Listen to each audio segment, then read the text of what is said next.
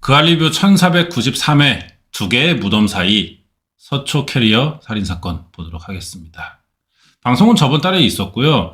이게 내가 알기로는 올해 3월쯤에 있던 사건인데 저 지금 꽝뚜 날아간 아저씨가 범인이야. 돈 많은 걸로 유명하고 뭐 봉사 많이 다니면서 평판도 좋았던 사람으로 알고 있는데 사람을 죽입니다. 그래서 캐리어에 실어서 버렸던 것 같아요. 시신유기를 그렇게 한 것 같아. 자세한 건 보면서 같이 얘기를 해볼게요. 저 캐리어 안에 장시간 놔둬서 말이에요. 시신은 배수로에 딱 껴 있었거든요. 너무 끔찍한데요. 너무 끔찍한데요. 이거는 피디님 진짜 나 이거 너무 속상한데? 세상에 거의 알려지지 않았던 파란 캐리어의 존재. 그 안에 감춰진 사연은 과연 무엇일까요?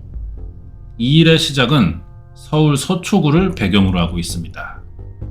무척이나 미묘한 변화였지만 그 차이를 곧장 눈치챈 이가 있었어요. 저는 이무영의 친구입니다. 자신과 거의 매일 아침에 만나던 친구 이무영 씨와 밀접하게 관련이 돼 있다고. 이 친구가 전화하면 만약에 통화 중이었다고 한다면 말이에요. 끊고 한 1, 2분 내로 연락이 오는 친구예요. 거의 휴대전화를 쥐고 살기 때문에 답이 바로바로 오는 친구인데 이틀 동안 아무런 뭐라 그래요? 그걸? 생활반응인가? 그거 맞아. 생활반응 그게 없는 거야. 봉사활동이죠 그게. 이 친구가 월요일부터 금요일까지 매일 나가. 저랑 같이 가서 연탄 배달하고 쌀도 나른다고. 애들한테도 굉장히 이뻐하고 잘해요. 틈만 나면 자신의 시간을 들여 힘든 사람을 도와줬다는 이 씨는 친구의 기록 속에서 말 그대로 봉사왕처럼 보이고 기부에도 인색하지 않았던 모양입니다. 복지센터 관계자. 어머 이분이 왜요? 후원을 해주셨어요 여러 번. 선물도 주시고요. 안전교육도 해주시고 너무나 감사하죠. 이 씨가 가장 좋아하는 일은 아이들의 안전을 챙기는 일이었다. 사회에 꼭 필요한 빛과 소금인 이 씨가 누구보다 기부와 봉사에 앞장설 수 있던 까닭을 그의 친구가 들려주고 수십억 대 자산가입니다. 한 100억 있는 걸로 알아. 여유로운 생활을 했는데 그래서 이 씨랑 연락이 끊긴 일이 불안했다. 이렇게 사는 사람이 나랑 친했는데 하필 이 씨가 사라진 그날은 파란색 캐리어의 존재가 세상에 드러났던 지난 3월 30일. 이 캐리어와 사라진 이 씨는 어떤 관련이 있는 걸까요? 그러고 나서 제가 112에다가 친구 새끼가 실종됐다고 신고했어요. 애타게 이 씨의 행방을 찾던 친구가 그의 생사를 확인했다는 의외의 단서. 파란 캐리어에 시신을 담아 유기한 또 다른 캐리어 살인마에 대한 뉴스 속에서였다. 사건이 2개가 나오는 거야? 매일 연락하는 친구인데 지금 3일째 연락이 안 됩니다. 걱정돼 죽겠어요. 이 새끼 뭐 사고가 난 것 같은데. 깜짝 놀랐어요. 근데 수갑 차고 가는 뒷모습 보니까 그 새끼더라고. 그래서 제가 제일 먼저 알게 됐죠. 놀랍게도 친구 이 씨는 서초 캐리어 살인사건의 피해자가 아니라 범인이었습니다. 지난 3월 30일 서울 서초구에서 살인을 저지른 그가 같은 날 검거된 건 충북 음성군이에요. 영화처럼 그렇게 교과서대로 그때 체포한 거니까요. 공조 요청해가지고. 살인 용의자를 검거하기 위해 발빠르게 대응한 경찰은 이 씨가 시신을 유기하던 순간 현행으로 체포했다. 현장을 잡았네. 시신은 배수로에 빠졌고 그런 상태에서 시신을 바라보던 중에 그 순간에 검거가 된 거예요. 그날 그가 시신 유기 장소로 택한 곳은 공동묘지 인근에 위치한 배수로입니다. 이쪽이 묘소 올라가는 길이고 이쪽이 사건 현장이네요. 지난 3월 30일 오후 5시 1분경 이면도로 끝에 배수로를 향해 후진 상태로 정차되어 있던 이 씨의 차. 발견 당시 차 뒤쪽에 있던 배수로 안에서 이불로 가려진 시신이 있었는데 50대 여성입니다. 경찰은 국과수에 부검을 의뢰했어요. 와, 이게 실제 사진이야? 저 차 뒤에 지금 시신이 이불에 쌓여 있다는 거잖아. 사망 원인은 목을 졸라 사망한 경부압박 질식사가 맞습니다. 이분의 목에 손가락, 지두흔이라고 부르는 건데요. 손가락으로 누른 듯한 흔적이 관찰됩니다. 목 졸라 죽였나봐. 액사라고 불러요. 피해 여성을 목 졸라 생명을 앗아간 이 씨. 시신 전신엔 폭행의 흔적도 다수 나왔다. 정도가 심한 상흔이 집중된 곳은 눈과 얼굴. 누가 봐도요, 이건 집중적으로 많이 폭행한 건 얼굴이에요. 양쪽 눈이 우리가 흔히 얘기하는 너구리 모양 눈이 됐어요. 원한 관계가 있다면 얼굴 부위를 집중적으로 때리는 게 일반적으로 관찰되는 소견인데요. 굉장히 심하게 폭행을 한 거라고 생각합니다. 한때 봉사왕이라고 불리던 수십억 원대의 자산가인데 왜 사람 죽이고 캐리어로 이렇게 날르고 유기하고 했냔 말이야. 아니 그래가지고 내가 면회를 갔더니 말이야, 야 내가 정신이 내 정신이 아니었나봐, 내가 미쳤었나봐 이러더라고요. 이 새끼가. 평상시에 그 친구의 성향으로 볼 때 이거를 계획적으로 한 건 아니야. 이 새끼가 우발적으로 했지만, 왜냐면 이게 아쉬울 게 없는 친구거든요.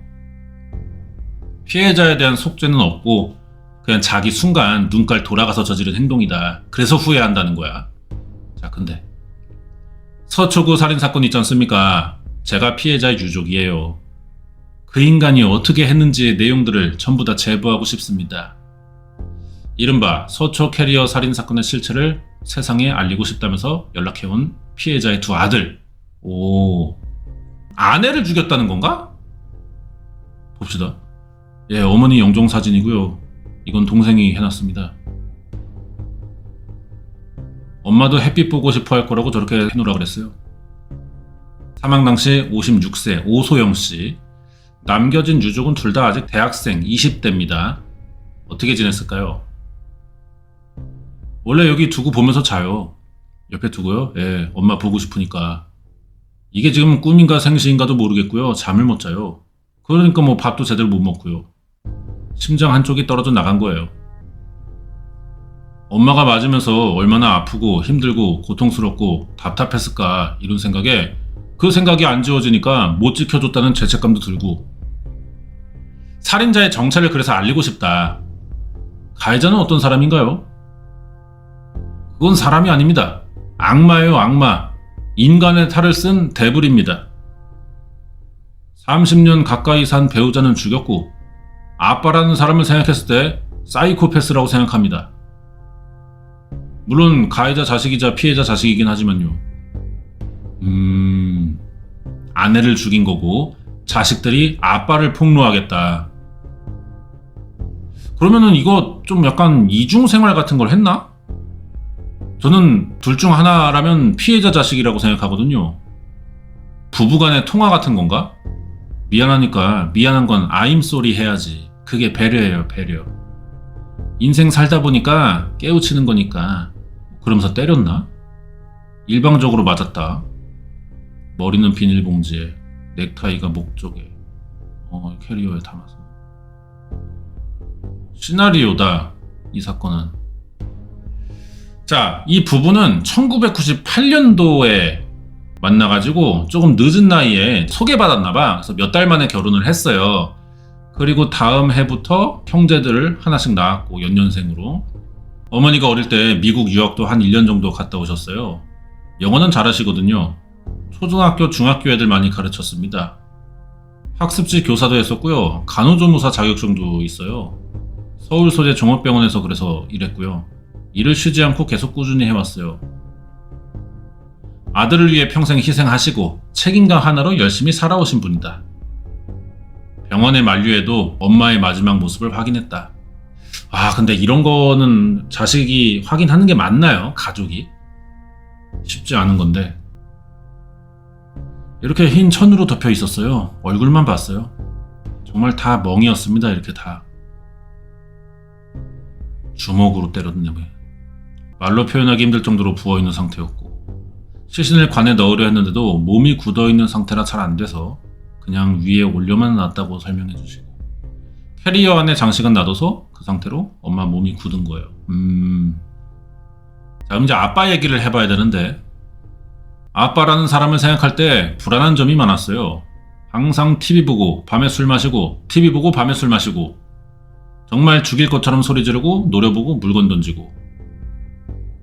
밖에서는 기부와 봉사에 앞장선 미담 속 주인공인데, 집에서는 지 씨발 성격 조금만 거슬리게 하면은 바로 돌변하는 거야. 본인이 한 달에 얼마를 버는지, 무슨 일 하는지 이 사람 일상에 대해서 물어보면 안 됩니다. 금기시되는 부분이에요, 어릴 때부터. 저희가 그래서 모르는 게 많아요. 이 집은 누구 건가요? 아빠 겁니다. 저희 엄마가 피 묻은 집에서 자고 싶진 않은데 그날 얘기를 이제 시작하는데요. 큰아들은 그날 3월 30일에 부산에서 대학을 다녀가지고 집에는 작은아들이랑 이제 부부만 있었어. 3명. 그날이 월요일이라 평소처럼 출근 준비를 했다는 엄마. 엄마가 화장대에서 머리 말리고 계셨고요. 그래서 엄마 나 학교 갈게 인사하고 이렇게 가니까 조심히 갔다 와 그랬어요. 그게 7시 24분이야. 평소라면 30분 뒤인 오전 8시에 엄마도 이제 집 밖을 나와야 됩니다. 근데 수업 듣는 도중에 막내 이모한테 연락 온 거예요. 너희 엄마가 휴대전화도 꺼져 있고 출근을 안 했다는데 무슨 일 있는 거 아니지? 그래서 바로 엄마한테 전화했죠. 전화하니까 진짜 꺼져 있어요, 핸드폰. 그날의 변화를 가장 먼저 눈치챈 거는 엄마의 직장 동료와 연락이 된 막내 이모, 엄마 동생. 시간은 오전 11시 7분. 순간 작은 아들의 머릿속에 집을 나설 때 본 장면 하나가 스쳐 지나갑니다. 아빠가 이 침대에 누워가지고 등 돌리고 이렇게 옆으로 있었는데 휴대전화가 이렇게 얼굴 옆에 있었거든요. 무슨 말을 하려고 그러지? 사건 다음날 촬영된 영상을 보여줄 건가 봐. 유족의 말대로 이 씨가 거실에서 생활한 흔적이 있고 집 나오기 직전에 본 아빠의 모습에서 불안함을 느꼈다. 불안해서 바로 아빠한테 전화했죠. 나는 모른다. 네가 알지 않냐? 이래가지고 어디냐고 물어보니까 갑자기 뜬금없이 산소를 가고 있대요. 영월에. 할아버지 산소가 거기 있거든요. 할아버지 장례식 이후로 간 적이 없어요. 갑자기 2년 만에 간다는 거예요. 자, 1시간 전에 몇 해 전 가족이 해외여행 갈 때 사뒀던 대형 파란색 캐리어를 끌고 집을 나선 상태였습니다. 이 아빠가. 그러고 보니까 이상한 점이 있는데요. 파란 캐리어를 챙겨 집을 나섰던 아빠가 7시간 뒤에 검거했던 장소는 영월이 아니야. 충북 음성이라고. 공동묘 지역 배수로. 아들과 통화할 때 자신의 목적지를 영월이라고 밝혀놓고 왜 그런 거야? 뭔가 완전 범죄를 좀 계획했던 게 아니냐. 본인은 지도 죽어야겠다 이런 생각으로 아버지의 묘소에 갔고 거기서 어머니가 생각나서 엄마 묘소가 있는 음성으로 이동을 했고 엄마 묘소에 도착해서 잠깐 인사드리고 인적 드문 곳으로 가서 시신 유기하려고 시도하는 중에 적발이 됐다. 야, 핑계가 좀 너무 구차하다 이 새끼. 이거 나이 60 처먹고 이거 에휴 개저씨 새끼 이거 나이를 좀 점잖게 먹어야지. 이게 뭐야 그 나이에 이게 핑계가 쪽팔리게. 이런 취지였어요. 아무튼 진술이. 그날 2곳의 산소를 찾아갔고 그가 달렸던 2개의 무덤 사이를 작은 아들이 한번 직접 따라가 봅니다. 이 차 안에서 무슨 생각을 하고 있었는지 진짜 저도 모르겠네요. 왜 이렇게까지 한 걸까요? 충동적인 범행을 저지른 뒤 극단적 선택을 하려고 마지막으로 부모님께 인사를 드리러 갔었다는 건데 그렇다면 굳이 시신이든 캐리어까지 챙겨간 이유는 뭘까요? 제가 먼저 갈게요. 여기에요? 예. 영월군에 위치한 이씨 부친의 산소는 사실상 길이 없는 곳에 위치하고 있다. 오래전부터 발길이 끊긴 듯 보인다. 여기서 50분을 머물렀다. 그러네. 뭐 이렇게 풀을 베고 막 이렇게 정리한 흔적이 하나도 없네요. 애초에 사람이 오지도 않았어. 이게 산소 관리 좀만 안 해도 산은 풀 금방 자라 진짜. 그러면은 베서 없애는 게 맞는데 주기적으로. 그렇지 않더라도 사람이 어쩌다가 와도 밟은 자국이 나야 된단 말이야. 풀이 누워야 돼. 그게 없잖아. 아무도 안 오네. 여기서 50분을 있었어. 여기는 정말 아버지 이씨 말고는 모르는 곳이라고 생각합니다. 엄마를 그래서 여기 몰래 두고 가려고 했는데 본인 힘으로 캐리어를 못 올리니까 포기하고 음성으로 간 것 같아요. 여기까지 못 끌고 오니까. 직접 와보니 이씨가 이곳에서 발길을 돌린 이유를 알 것 같다. 아들의 추측처럼 길이 없는 여기까지 캐리어를 옮길 방법을 찾지 못한 걸까요? 좀 무거울 수 있을 것 같아요. 한 50대에서 60대 사이에 보통 여성, 그 정도 체격에 캐리어 무게까지 같이 하면은 뭐 여자분이 50kg 좀 넘는다 그래도 캐리어까지 하면 60은 잡아야 되거든요. 그러면은 길도 없는 이 풀밭에 산까지 끌고 가기는 남자라 그래도 이 사람도 나이가 60이 넘었고 쉽지 않았을 겁니다. 그러니까 장소를 옮긴 건데 경찰에 잡히고 나서는 뭐 엄마도 볼라 그랬다 이렇게 한 것 같아. 아들의 추측처럼 그는 길이 없는 여기까지 캐리어를 옮길 방법을 못 찾은 걸까. 그때까지는 아무도 몰랐을 비밀을 캐리어 안에 숨긴 채 두 개의 무덤 사이를 달렸던 이씨. 자, 이제 2시 45분이에요. 영월에 있는 아버지 묘소에서 출발합니다. 1시간 18분 뒤 엄마의 산소에 있는 음성에 도착했어. 처음 여기를 찾은 피해자의 작은 아들이 문득 한 곳에 멈춰 서는데 여기인 것 같아요, 제 느낌에. 아들이 멈춰선 곳은 엄마 소영씨가 시신으로 발견된 장소입니다. 28년이라는 긴 인연을 하루 만에 짓밟은 이유가 뭘까요? 자, 이 새끼한테 물어봐야겠죠. 살인과 사체 유기 혐의로 재판을 받았는데 타고 있는 호송버스 이게 넘어가. 아이, 촬영하지 마요. 하지마. 첫 공판에 출석한 이씨가 자신의 입으로 밝힌 범행 동기는 뭘까요? 변호인한테 들어보려고 하는데 재산 분할 소장을 이씨가 3월에 받았다는 거예요. 소장을 받고 얘기를 좀 하자 했는데 피해자가 상대를 안 해줬던 모양이에요. 아니, 이혼했어? 내가 그렇게 물어봤죠. 이혼했다고 하더라고요. 사건 당시 두 사람은 집에 같이 지내고 있었는데 법적으로 남남이었어. 알고 보니까 1월 달에 협의 이혼했습니다. 통상 이혼과 재산 분할을 함께 진행하지만 이혼부터 깨끗하게 해버리고 갈라서고 나서 재산 분할 소송을 시작했어요. 엄마가. 그 사실을 이 씨가 알게 된 거는 범행 20여일 전이었다는 게 변호사의 설명입니다. 그럼 뭐 남편이 재산 안 떼주려고 죽였다고 밖에 안 되겠는데요? 이혼을 요구한 게 이제 아내 쪽이거든. 바람피는 사진을 발견했어요. 다른 여자들과 연락했던 내용들도 봤고. 그래서 그 당일에 바로 가정법원 가서 이혼하고 돌아온 거예요. 우연히 본 이 씨의 휴대전화에서 소영 씨가 발견했다는 외도의 흔적이 있습니다. 어떤 여자랑 1년 넘게 사귀었네. 그리고 가을에는 여행을 다닌 적이 있는데 여자들이랑. 그건 또 다른 사람이야. 와, 나이 60 넘고 뭐 얼마나 좋은 걸 드시는 거요? 정정하네. 자, 봐봐. 아, 미정아, 자기가 준 오징어에 한 잔 빨고 있어. 와, 잘했어요. 저는 고등학교 다니고 그때도 어머니가 갑자기 펑펑 우시는 거예요. 갑자기 휴대전화를 보더니 말이야. 거기 베트남 여자들하고 막 이런 막 이렇게 만지고 막 그런 사진들 빨고 막 이런 게 존나 많아요. 과거에 해외 근무와 사업을 이유로 중국, 베트남에서 생활한 적이 있어요, 범인이. 이때부터 외도 문제는 끊이지 않았고 계속됐다. 하긴 이런 나라들이 비교적 싼 가격에 유흥을 즐길 수 있다고 좀 알려져 있잖아. 이때 맛을 봤나 봐. 이 씨의 전 베트남 직장 동료입니다. 맞아, 제임스 리야. 가정 있냐니까 그냥 없어 했어. 사람들 베트남 안에 맞을 건지 하면서 농담했어, 놀렸어. 이 씨랑 실제 통화한 내용인데 내가 해외 관련된 일을 이렇게 하다 보니까 나중에 만날 수가 있어. 여자분이랑 통화를 하는 건가 봐요, 현지 여자랑. 저는 나이 45살. 야, 너 그렇게 안 보이는데. 그래? 고마워. 야, 이거 몸매 관리 이거 간수 잘하셨네. 이 개저씨가.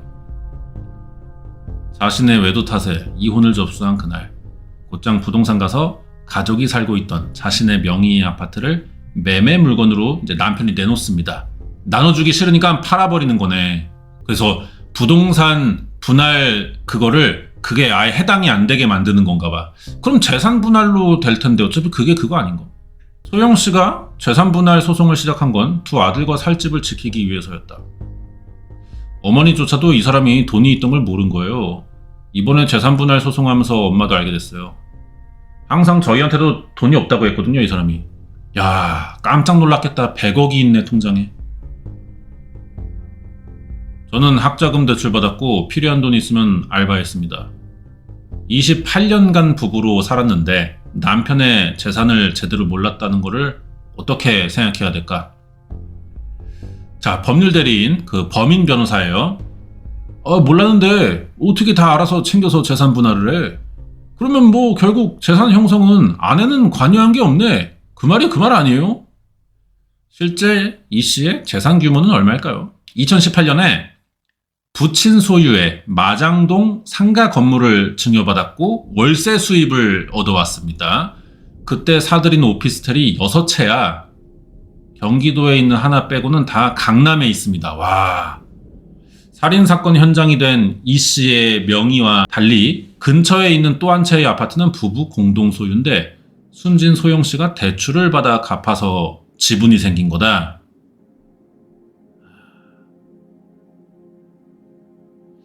이 씨의 가산이 총 얼마나 돼요, 대략? 100억이 넘어요, 다 포함하면. 항상 똑같은 가방을 메고 다니거든요. 그 가방 안에 부동산 등기부 등본이나 재산 관련된 게 다 들어있고요. 그걸 저희한테 숨기려고 그랬던 것 같아요. 아, 뭐 이제는 아예 그냥 장기 계약을 하신 거야? 그 아리랑? 거의 매주 나오는 것 같은데? MOU 체결을 하셨나봐요, 그 아리랑. 이 씨는 별도 직장 없이 임대업이랑 부동산 재테크 이런 걸로 수입을 삼았어요. 월 1,000만 원 정도로 추정이 되지만 정작 피해자에게는 생활비를 거의 주지 않았던 거죠. 기본적으로 생활비를 오랫동안 피해자가 벌어서 유지시킨 겁니다. 가족의 생계를 위해 쉼없이 돈을 벌어왔다는 소영 씨. 자료로 확인된 소득 금액만 6억이 됩니다.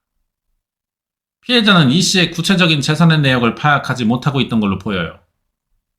재산 분할하기로 결심하고 이 씨가 들고 있던 임대 계약서라든가 등기 이런 것들을 찾으면서 어느 정도 부동산이 있구나 이렇게 인식을 했을 거고요. 확정적인 부동산 목록을 확인한 건 아닙니다. 숨진 소영 씨가 제기한 재산분할 소송의 소장을 지난 3월 9일경 법원으로부터 송달을 받았는데요. 그로부터 20여일 뒤 발생한 비극은 결국 돈 때문인 거냐 그러면? 재산분할 청구 소송에 대해서 스트레스 받았다는 얘기는 합니다. 다만 그게 꼭 원인은 아니래요. 직장 출근하려고 나서는 소영 씨에게 소송 관련 대화를 이제 범인이 요청했는데 문제는 그 이후에 벌어졌다는 게 이 씨의 일방적인 주장입니다. 자기가 안경이나 이런 게 날아가는 부분에 있어서 굉장히 흥분하는 경향이 있는데 피해자에게 뺨을 맞아서 안경이 날아가게 되니까 너무 흥분해서 피해자를 때리게 됐고 이게 뭐 이상해 이 새끼 핑계가. 피해자가 미친 게 사람을 죽이려고 작정했냐라면서 대들었고요. 저는 더 분을 이기지 못하고 피해자를 안방으로 끌고 들어가서 피해자가 반항을 멈추지 않고 계속 소리 지르고 이렇게 하다 보니까 소리를 멈추기 위해 목을 졸랐습니다. 한마디로 얘기하자면 이제 이걸 우발적이라고 얘기를 하는데 맞아요. 이성을 잃고 정확하진 않지만 약 5분 정도 양손으로 계속해서 목을 눌렀습니다. 일단 소리가 잠잠해서 목을 조르던 손을 풀었고요. 피해자가 먼저 자기를 때리면서 자극했고 소리도 너무 크게 질러가지고 제지하려다가 사망하게 했다. 근데 제지를 할 때 목을 조르냐? 이상한 소리 하네. 그 말대로 계획된 범행도 의도한 살인도 아니다. 그러면서 당황했을 거다 자기도.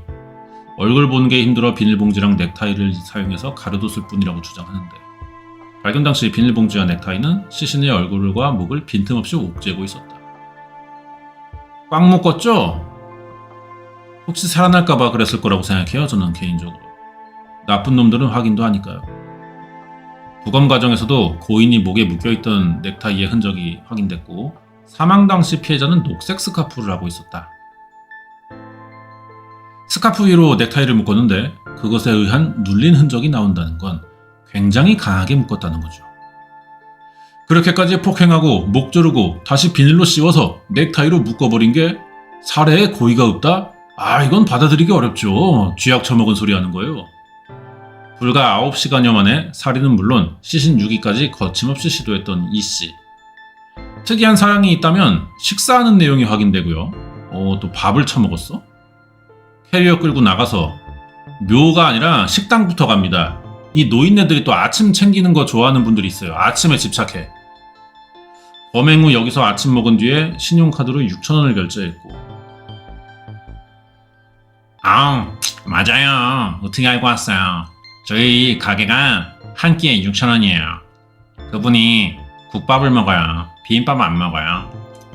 그날 일 저지르고 오셔서 밥 먹은 거래요? 예, 바로 밥 먹으러 온 거예요. 어머나 세상에, 나 어쩌면 좋아. 기가 막혀. 어머나 어떡해. 현기증 나. 28년을 함께 해온 전철을 살해한 뒤 콩나물국밥을 처먹었어요. 그는 식사 도중 걸려온 친구 전화도 피하지 않고 받았던 걸로 확인됩니다. 야, 나 아버지 이주기라 지금 산소 가고 있다. 거기 어딘데? 매장을 했어? 그래, 오케이. 늙은이가 매장만 해달라고 그래가지고. 전철을 살해한 이 씨의 변명을 정면으로 반박하는 건데, 역설적이게도 사건 직후 그가 보인 일련의 흔적들로 보인다.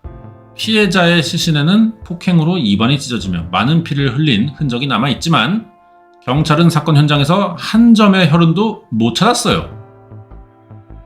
그가 모두 깨끗이 지웠기 때문인데 거기에 그는 아버지 묘소가 있는 영월로 가던 중 잠깐 벗어나서 원주의 한 숲속을 찾아갔는데 거기서 피 닦은 수건과 피 묻은 양말을 불태우기도 했다. 그 진술은 초범의 것이지만 행동은 어딘가 노련함이 보이는데 그래서인지 유족은 어머니의 죽음 이후 아버지 곁에서 일어났던 또 다른 석연치 않은 죽음을 떠올립니다. 사건이 두 개인가? 그 양반은 대찬 사람이죠. 돈을 번 거죠. 어느 순간 건물이 딱 넘어간 거예요. 그 아들이 팔아먹은 거예요. 욕실에서 반신욕 하다가 돌아가신 걸로 제가 기억을 해요. 현재까지 재판부에 전부 3차례에 걸쳐 반성문을 제출한 이 씨는 꼬박꼬박 집으로도 편지를 보내온대요.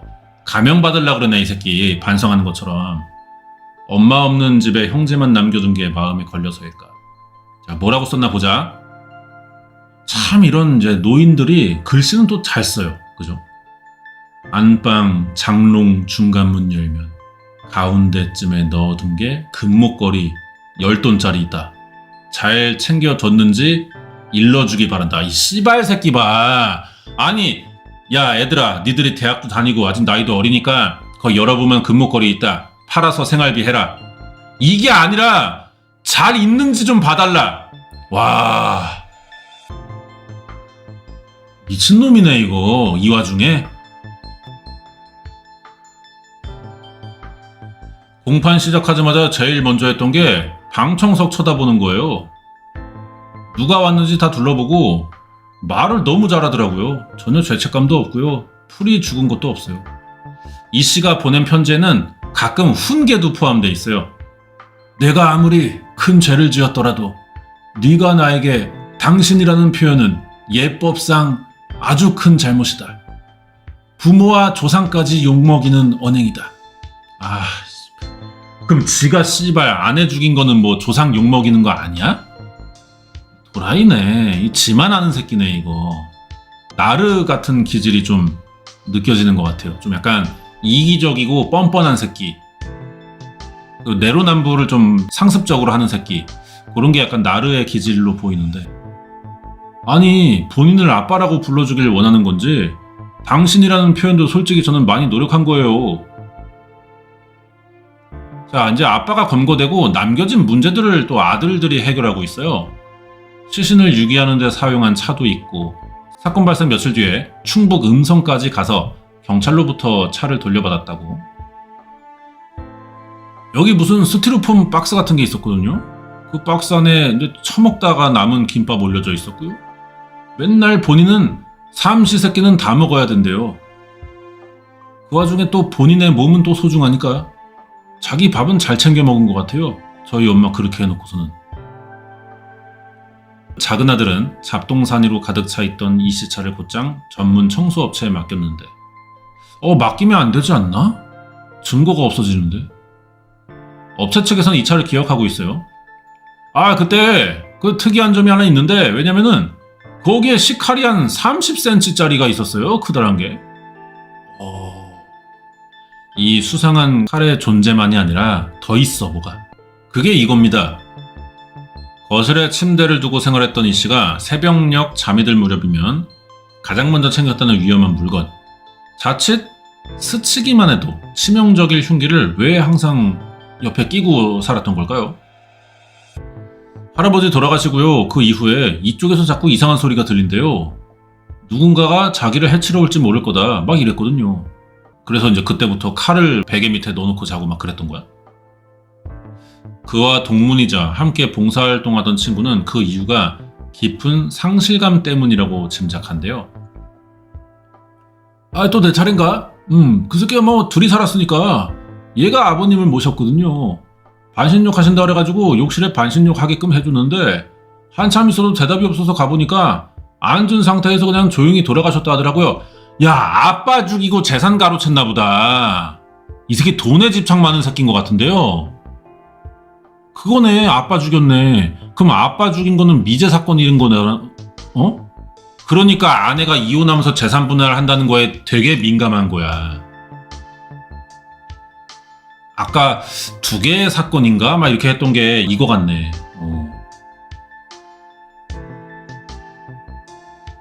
지난 2024년 3월경 아들인 이 씨와 단둘이 살던 집에서 92의 나이로 사망했다는 이 씨의 부친. 말로는 얼떨결에 사고를 쳤는데 수습이 안 되니까 본인도 이제 생을 마감하려고 갔다가 그걸 못 이룬 상태에서 체포가 됐다고? 아버지 어머니 산소 찾아뵙고 죽겠다고 그렇게 얘기는 했었어요 한번. 효심이 극진했대. 사건 당일 부친의 묘소를 찾은 일이 그래서 이상하진 않다. 근데 한 번도 간 적이 없잖아. 하지만 이 씨가 부친의 묘가 있는 영월로 향하고 있던 그 시각 CCTV 통해서 파란 캐리어를 끌고 외출한 사실을 확인했던 작은 아들은 곧장 전화 걸었고 생각지 못한 얘기를 듣습니다. 그때 이 사람이 그런 얘기를 하더라고요. 너희 할아버지 때도 내가 비슷하게 의심을 받았는데 그때 조용히 넘어갔지. 이번에도 비슷하게 조용히 넘어갈 거다. 이거 봐, 이거는 죽인 거네. 새로 이어지는 그 의혹의 끝엔 이 씨의 부친이 있다. 우시장으로 유명한 서울 마장동에서 한때 이름을 날렸던 존재래요. 범인의 아빠가. 뭔 돈을 그렇게 다 버셨대요? 옛날에는 연탄 장사했지. 가구랑. 연탄 장사요? 그러니까 이것저것 해요. 가구도 장사하고 막 이것저것 해가지고 할아버지는 차분하고 말이 없어. 그 양반은. 사람이야 뭐 너무 좋지. 지난 2018년 아버지에게 증여받은 마장동 상가 건물 덕에 매달 1,000만 원의 월세를 받았습니다. 그가 현재 규모의 자산을 이룰 수 있던 바탕에는 2016년 매매 당시 30억이었던 아빠의 마장동 주상복합 건물이에요. 이 씨가 강남에 사는 사람이에요? 그 양반은 거기 전혀 안 왔고요. 그 어르신들이 이제 몸이 불편해지기 시작하니까 나타나서 왔다 갔다 하더라고요. 그러다가 어느 순간 건물이 딱 넘어간 거예요. 아들이 팔아먹었어요. 살림집이 있는 4층을 제외하고 세를 놔서 상당한 수입을 얻고 있었는데 어느 날부터 부모님 모신다면서 아내와 2 아들이 있는 집을 비운 채 주로 여기서 지냈다. 그리고 노모의 병원을 이유로 건물을 팔게 했다. 얼마 뒤 어머니가 세상을 떠나자 아내 소영씨와 절반씩 소유하고 있던 서초구 아파트에 아버지와 단둘이 지냈고 거기서 또 이제 아빠도 죽었고 전철을 살해한 그날 왜 돌연 아버지의 죽음이 떠올랐을까? 마지막을 두고 수수께끼와 같은 말을 남겼죠. 너희 할아버지 때도 비슷하게 의심받았는데 조용히 넘어갔고 이번에도 또 비슷하게 조용히 넘어갈 거다. 이제라도 자세히 이 새끼 아빠의 죽음을 한번 살필 필요가 있죠. 그에 대한 중요한 정보를 제공해 준 거는 숨진 피해자인데요. 직접 시아버지가 사망하기 전날에 대해 기록해뒀습니다. 소영씨가. 2024년 3월 15일 저녁도 저 혼자 순두부를 차려 드셨습니다. 저 혼자 아버지의 생전 모습을 마지막으로 봤습니다. 치통 때문에 치료받던 중이었지만 죽이 이제 너무 지겹다, 많이 먹어서. 그래서 시아버지를 위해 부드러운 순두부찌개를 끓였다. 그날도 아버지 씨는 술처 빨로 나갔어요. 할아버지도 엄청 많이 구박하고 힘들다고 점심 알아서 드시라고. 저녁은 저랑 엄마랑 할아버지만 밥 먹은 적이 많아요. 이 새끼는 뭐 거의 같이 먹은 적이 없어요. 그 사람이 할아버지한테는 너무 막대했다고 생각해요, 저는. 이 씨와 부친 사는 집이 소영 씨와 2 아들이 살던 곳과 5분 거리예요. 사실상 소영 씨가 이제 시아버지 모신 거지 뭐. 분명 전날 밤까지도 건강했습니다. 다음날 자고 있었는데 그 사람한테 전화가 와서 할아버지 지금 욕조에 누워있는데 눈을 안 뜬다. 이걸 지금 내가 꺼내야 하는데 내가 혼자서 못하겠으니까 니들이 빨리 좀 와라. 이것도 다 계산된 거 아닐까요? 자기 혼자 시신을 수습하는 것보다 아들의 손도 닿았을 때 경찰들이 와서 뭐 지문 따고 하면 여러 명 나오잖아. 그러니까 아들들도 진술하게 될 거고 그 상황에 대해서. 그러면은 말이 맞으니까 남자 혼자의 정황이 많이 지워지겠죠. 진짜 전속력으로 뛰어갔는데 이미 구급대원들이 도착하셨더라고요. 구급대원분들이 할아버지 CPR하고 계시는데 이미 심정지 상태다. 평소라면 오전 8시에 반신욕을 시작했는데 욕조 안에 물이 가득 차 있었는데요. 외상으로만 봤을 때는 너무 깨끗해요. 할아버지 손이 뜨거웠어요. 엄청. 자, 근데 부검이 없었습니다. 할아버지가 돌아가시면 거기 영월에 매장되기를 바라셨어요. 그래서 그 땅을 사셨던 거고. 근데 화장을 자기 마음대로 했습니다. 범인이 아빠 유언을 무시하고 화장했네요. 그리고 영월 선산에 매장했다. 따로 봐둔 땅이 있는데 부검이 생략된 만큼 이씨 부친의 사인을 누구라도 정확히 알 수는 없다. 자, 반신욕 같은 걸 오래 하면 혈관이 확장되면서 유효 혈액이 줄면서 심정지로 사망하는 경우가 있어요. 대개 심장 원인으로. 부검 안 했죠? 아마도 그렇게 추정했으니까 병사라고 한 거겠죠. 의료기관이 아니라 집에서 사람이 사망할 경우 경찰이 오는데 아마도 이씨 부친이 고령에 특별한 외상 없이 보이니까 부검 안 한 것 같다. 그러니까 뭐 가족이 동의를 해야 되는 게 맞는데 어쨌든 경찰이 권유한단 말이야. 하실 거냐? 안 한다 그랬겠지. 그때 같이 있던 사람이 그 사람이랑 할아버지였으니까 형사분들이 와서 엄청 의심하듯이 압박 질문 많이 했고요. 그 사람도 본인이 의심받는다고 느꼈나 봐요. 그러니까 장례식도 끝나고 몇 년 지났는데 이런 얘기 한 거죠. 전처를 살해하고 시신을 유기하러 가던 중 2년 전 아버지 죽음에 대해 언급했던 범인. 대체 무슨 의미로 해석할 수 있을까요? 분명히 이 씨가 부친의 사망에 되게 의심스러운 여지가 있잖아요. 통제할 수 있다는 모습을 보여주는 거라고 저는 생각합니다. 하필이면 그 타이밍에 아버지의 죽음을 이야기하고 네 할아버지 때도 아무 일 없었어. 그러니까 이번에도 아무 일 없이 넘어갈 수 있다고 스스로를 달래기 위한 독백으로 보였어요. 도대체 어디에 유족이 찾는 진실이 있는 걸까요? 이거는 뭐지? 가족들이 찍은 여행 가서 찍은 영상인가 봐. 파란 캐리어를 가지고 갔었던 그 여행이야. 소영 씨의 죽음이 우발적 실수가 아니라는 증거가 지금 어디에 있을까요?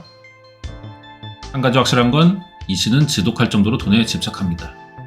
그는 그날 시신을 유기하기 위해 243km를 달렸고, 자, 또 하나의 범행 장소인 그의 차량에는 블랙박스가 설치되어 있는데 그 단서가 뭐 있지 않을까. 유족이 저희한테만 서운해하신다고 하는 거는 저희도 좀 억울한 부분이 있거든요. 이 씨를 검거하고 감식 등의 과정을 거친 뒤에 유족에게 차를 인계했는데 감식 단계에서 경찰이 블랙박스 메모리 확인했을 텐데 뭔가 사고가 터졌나봐요. 중간에. 저희 어머니 장례식이니까 어머니 지인분들한테 연락드려야 되잖아요. 그래서 엄마 휴대폰 좀 빌려줄 수 있냐고 제가 경찰서에 연락했어요. 어머니 장례식장에서 지인분들한테 연락을 하려고 엄마 핸드폰을 잠깐 빌려줄 수 있겠냐라고 제안해서 경찰이 소영씨 휴대전화와 유심칩을 줬어. 여기 안에 넣어서 사용하시면 돼요 라고 하셨어요. 그분들이 나중에 죄송하다 그러더라고요. 그때 드렸던 게 휴대전화 유심칩이 아니라 블랙박스 SD카드다. 그 씨발 구분이 안 되냐? 다르게 생겼을 텐데? 그래가지고 훼손된 거야. 블랙박스 메모리 카드가 핸드폰 안에 쑤셔 넣으려고 하다가. 남은 마지막 이제 기대할 수 있는 게 범인의 휴대전화입니다. 거기 안에서 뭐가 나와야 돼요. 이 씨의 휴대전화 포렌식에서 음성 파일은 안 나왔나요? 녹취라든가 뭐 그런 거.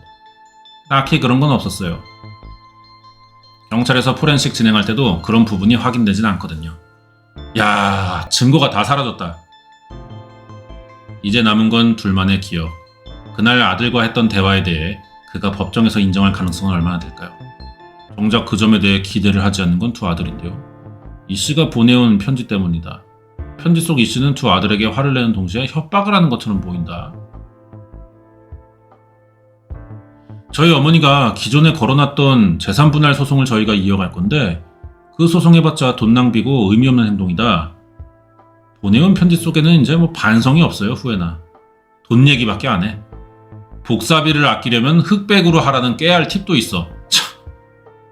복사는 집 앞 상가, 궁전 커피집 지하 문구점 가면은 흑백 복사는 한 장에 100원으로 할 수 있다. 직접 복사해라. 칼라 복사는 500원이니까 하지 마라. 아니, 아들들이 자기 돈으로 할 거 아니야. 복사 정도에 몇백 원인데. 근데 그것까지 일러준다는 게, 이 아빠 약간 좀 이상하다. 그냥 돈에 대해 되게 집착이 큰 것 같아, 그냥. 그리고 엄마를 죽여놓고서 아들한테 형사 전문 넘버원 변호사를 선임하라고 편지로 지시해요. 이 사건에서 가장 섬뜩한 게 뭐냐면 나는 아내를 죽였어요가 없어요. 그러니까 이 사람한테는 아내를 죽인 게 영향이 없는 거예요. 아내를 죽임으로써 자기에게 초래될 불이익이 걱정인 거지 이 돈을 지키는 게 중요한 거죠. 나이 60 넘어가지고 100억 넘게 갖고 있으면은 다 쓰지도 못하고 죽겠네. 관 속에 넣어갈 건가? 어떡할 거야? 돈에 관해 범인이 남긴 에피소드도 다양하대요. 평범하지도 않고. 100억을 갖고 있으면서 작은 지출도 예민하고. 재산분할 청구 소송이란 얘기가 나왔을 때 이 씨가 굉장히 스트레스를 받거든요. 자산이라든지 이런 부분을 뺏기는 것을 두려워하고 있던 상태 같아요. 우발적 범행임을 강조하며 우발적이니까 어쨌든 살인죄는 나오긴 하겠네요. 무죄로 무혐의 이렇게는 아닐 것 같네. 자기가 강조하잖아. 피해자가 먼저 공격했다는 점을 강조하고 있다. 하지만 범행 동기를 돈에 대한 과도한 집착으로 검찰은 보고 있고 그렇다고 해서 이 씨의 본능을 계획적이고 고의적이라고 단정하긴 또 어렵다.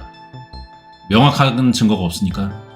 왜냐면 이게 살인죄 특성상 누군가 목격자가 있지 않으면은 피고인이 자기가 계획적인 살인이 아니라고 하면은 우발적인 부분을 배제할 수가 없는 거예요. 범행을 저지르기까지가 21일간의 시간이 있었어요. 재산분할 소송 들어오고. 그 시기에 범인이 되게 집중하던 일이 하나 있는데 이 씨가 사용한 OTT 계정에 4개월간의 기록이 있습니다. 한 109편을 봤어요, 그동안. 하루에 3, 4편씩 본 거예요, 영화를. 이 씨의 영상 시청 패턴을 분석하려고 AI 도움을 받았습니다. 액션물이나 성인물을 즐겨봤고 범행을 저지른 3월에 범죄물 시청량을 크게 늘렸대. 소영 씨가 제기한 재산분할 소송에 대해 안 후부터 살인과 관련된 콘텐츠를 주로 즐겨 챙겨봤다. 공교롭게도 통계적으로 볼 때 과도할 정도로 많은 영상을 봤는데 다 살인에 관한 거다. 109편에 달하는 시청 목록을 한 편 한 편 모두 확인하자 그가 시청한 살인사건 콘텐츠에서 가장 많이 등장한 살해 방식은 목조름. 한 에피소드에서는 피해자의 머리에 비닐봉지 씌우는 장면도 나오고. 우연일까? 무엇보다 놀라운 건 그가 범행 전날 본 영상 18편 중 하나에는 와, 하루에 18편을 본다고? 폭행으로 살해한 피해자를 캐리어에 담아 유기하는 장면이 포함되어 있다는 사실이다. 뭐야, 범행 수법 같은 거를 좀 이렇게 알아보려고 그랬다는 거야? 우발적이지가 않은데 이러면. 우발적인 잘못이라던 주장과 전처인 소영 씨가 먼저 자기를 폭행했다는 말 역시도 그날 그가 만든 흔적 위에서 신뢰를 얻기가 어렵다. 피해자 친구, 혼자서만 그랬겠어? 손바닥도 마주쳐야 소리가 나지? 제 친구는 굉장히 관대하고 선한 친구고 바른 친구였다는 걸 말씀드리고 싶었어요. 뇌출혈로 시엄마가 이제 투병을 했는데 며느리가 이제 다 수발 들었네. 이 씨와 엄마의 대화. 범인과 범인의 엄마입니다. 어디 돈 빌려준 거 있어? 순댓집에? 그 순댓집은 내가 다 받았어. 거기 받았어 안 받았어? 호철이네. 호철이 받았어 안 받았어? 그 곁에 아들 이 씨는 돈의 행방만 살피고 숨진 소영 씨가 정성을 다했던 시간들을 남편이었던 이 씨는 부정하지만 매일 일기를 남겼던 그의 부친은 며느리에 대한 고마움과 미안함을 기록해뒀다. 마지막 식사를 챙긴 것도 피해자고. 소영 씨는 어떤 존재냐? 지난 3월 30일 오후 5시 1분 작은 아들 신고로 출동한 경찰이 막 시신을 유기한 이 씨를 현장에서 발견했었죠. 시신을 바라보던 중에 그 순간에 체포가 됐는데 시신을 보면서 순간적으로 하고 있는 생각이 있었어요. 뭔데? 누구도 알려주지 않은 답을 알 것 같다는 형제. 범행 무렵 변경됐다는 아버지 이 씨의 메신저 프로필 메시지를 통해서다. 뭔데? 프로필 메시지가 무지개 다리라고 써놓은 거거든요? 키우던 개가 죽으면 무지개 다리 걷는다고 해서 그런 내용을 여러 번 들었어요. 근데 이제 무지개 다리 보자마자 우리 엄마를 키우던 개로 취급했나? 라는 생각이 들었습니다. 여기에는 무슨 메시지가 있는 걸까 진짜로. 이 씨가 입을 엽니다. 아이 세상에 무슨 일이 벌어지면 이유 없이 벌어지겠어요? 이보세요. 내가 여기 일부러 들어오고 싶어서 그렇게 했겠어? 검사도 공소장에는 아주 소설을 써놨더만. 아이 시간 다 됐네요. 나 갑니다. 검찰에서 실시된 임상심리검사 사이코패스 아니에요? 재범을 저지를 가능성도 낮았지만 평범치 않은 결과가 있었다. 돈 관련 질문에 스트레스를 받고 짜증을 심하게 냈어. 아니 어릴 때 뭐 막 찢어지게 가난했나? 길에서 막 음식 주워 먹고 막 그랬나? 꽃제비 마냥? 왜 이렇게 돈에 집착하는 거야? 그는 모든 걸 돈으로 설명하는 특이한 습관도 보였다. 특히 자신이 부모를 돌보는데 최선을 다했다며 했던 말이 눈길을 끄는데 본인이 전액 지불한 어머니 병원비가 한 번 입원에 2,000인데 그게 솔직히 스트레스였다고 했대요. 아니 그러면 이제 뭐 어쨌든 간에 유죄는 확정이야. 여기까지입니다. 방송은. 유죄는 확정이고 우발적이냐 계획적이냐에 대한 명확한 증거가 있냐는 건데 그래요. 그럼 만약에 어쨌든 감옥 들어가 20년 아니면은 무기징역 이렇게 나오겠죠. 살인이면 무기고 뭐 우발적 살인이면은 뭐 그래도 20년 이렇게 봐야 되지 않을까요? 왜냐면 시신 유기까지 따라오니까 혐의가. 그랬을 때 이 사람의 100억은 아들한테 가나? 법적으로? 그랬으면 좋겠네. 그래야지 이제 이 아저씨 속 뒤집어져 갖고 감옥에서 목매 죽는단 말이야. 아니 돈을 그렇게 밝히니까 이게 꽁투가 날아간 거 아니에요 아저씨. 예? 이게 꽁투가 이게 다 어디 간 거야. 이게 100억짜리 꽁투야 지금 아저씨. 돈에 왜 이렇게 집착을 나이 먹고 왜 이렇게 집착하는 거지? 다 못 써 이 나이에. 이 아저씨가 뭐 엄청 막 화려하게 사는 사람도 아니잖아. 다 쓰지도 못할 텐데 왜 이렇게 집착하는 거야? 어릴 때의 어떤 성장 배경에 뭐가 있지 않았을까? 여기까지입니다. 잘 봤고요. 1493회 두 개의 무덤 사이 서초 캐리어 살인사건 봤습니다. 다음 주에 더 재미난 편 준비해서 리뷰해보겠습니다.